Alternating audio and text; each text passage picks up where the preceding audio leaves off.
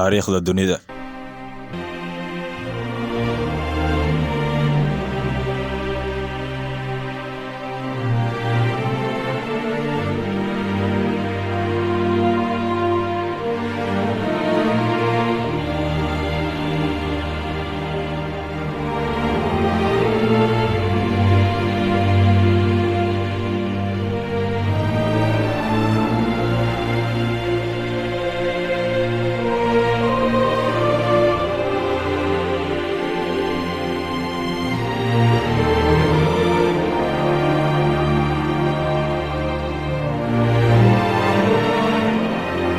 taariikh ku saabsan boqortooyadihii soo maray dunida.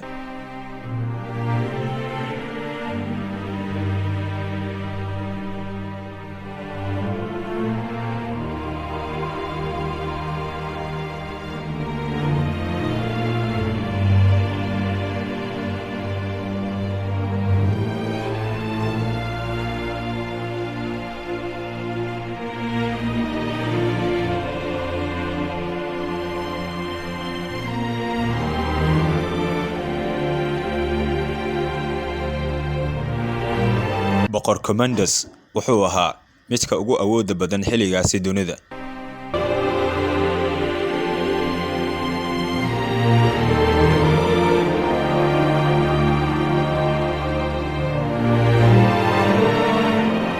halkan waa Roma, magaalada ugu weyn dunida.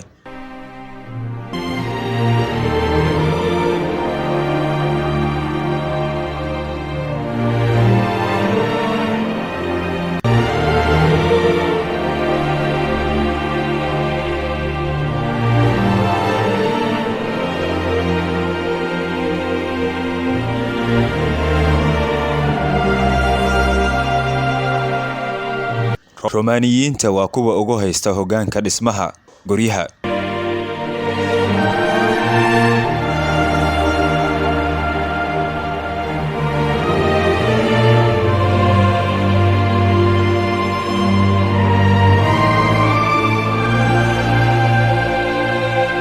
waxay haystaan awoodda ugu weyn ee dunida xagga difaaca ciidamada.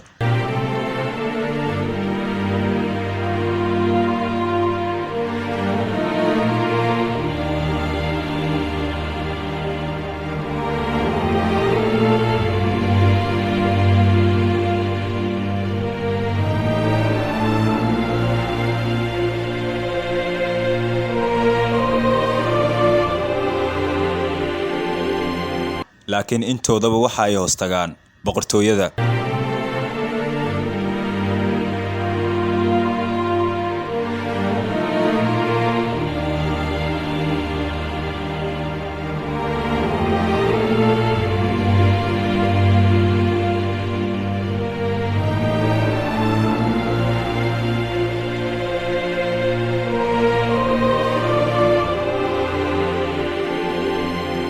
Roma waa hoggaanka ilbaxnimada ee dunida reer galbeedka.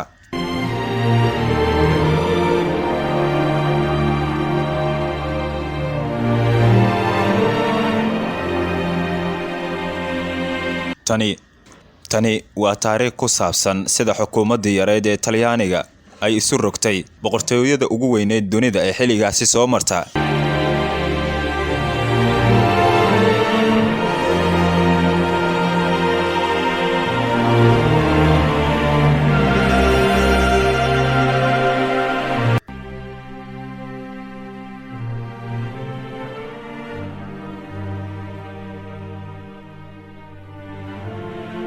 waa barnaamij tixano ah ee ku saabsan taariikhda dunida kaas oo ka waramaya boqortooyadihii soo maray dunida. anigoo Cabduqaadir Maxamed ayaa tarjumay idinlana socodsiinaya. waxaynu ka hormaraynaa boqortooyadii Roomaanka ee awoodda badnayd.